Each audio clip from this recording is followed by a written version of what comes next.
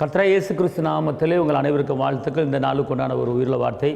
கர்த்தர் உங்களை பெருக பண்ண போகிற இந்த நாளை வார்த்தையை கேட்டு பாருங்கள். இந்த வார்த்தை தான் உங்களுக்கு ஜீவன், இந்த வார்த்தை தான் உங்களுக்கு பலன். உபாகமம் 7:14 சகல ஜனங்களை பார்க்கலும் நீ ஆசீர்வதிக்கப்பட்டிருப்பாய். சகல ஜனங்களை பார்க்கலும் நீ ஆசீர்வதிக்கப்பட்டிருப்பாய் அப்படின்னு நீ சொல்கிறாரு.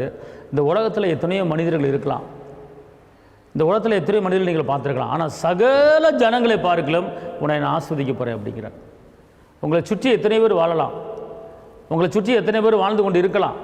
ஆனால் கர்த்தர் சொல்கிறாரு, நீ ஏன் பிள்ளை, நீ தேவனால் தெரிந்து கொள்ளப்பட்ட பிள்ளை.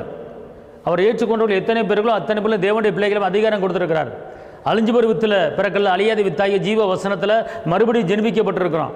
பொன்னையோ பொருளையோ கொடுத்து மீட்டு எடுக்காமல் ஏசப்பா உங்களையும் என்னையும் சொந்த இரத்தத்தால் மீட்டு எடுத்திருக்கிறார்.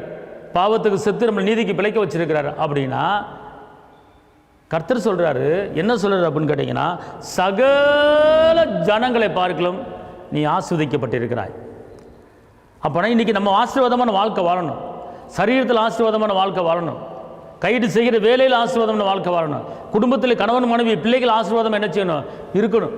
அதான் கர்த்தர் சொல்லிட்டாரு, சகல ஜனங்களை பார்க்கலும் நீ ஆசீர்வதிக்கப்பட்டிருக்கிறாய். அப்படி விசுவாசித்து பாருங்கள், பேசி பாருங்கள், கண்டிப்பாக உங்கள் வாழ்க்கை ஆசீர்வாதமான வாழ்க்கையாக மாறும். உங்களுக்கு ஜெபிக்கிறேன். தகப்பனை இயேசுவே நன்றியோடு துதிக்கிறேன், ஸ்தோத்திரிக்கிறேன்.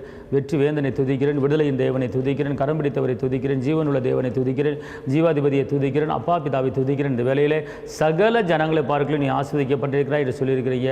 ஆண்டவரே, இந்த நிகழ்ச்சியை பார்க்குற ஒவ்வொருவரையும் ஆசீர்வதித்து பிறகு பண்ணுங்கள். கிருபை பலன் கூட இருப்பதாக இயேசுவின் நாமத்தில் பிதாவே, ஆமென். கர்த்தர் உங்களை ஆசீர்வதிப்பார். ஹல்லேலூயா.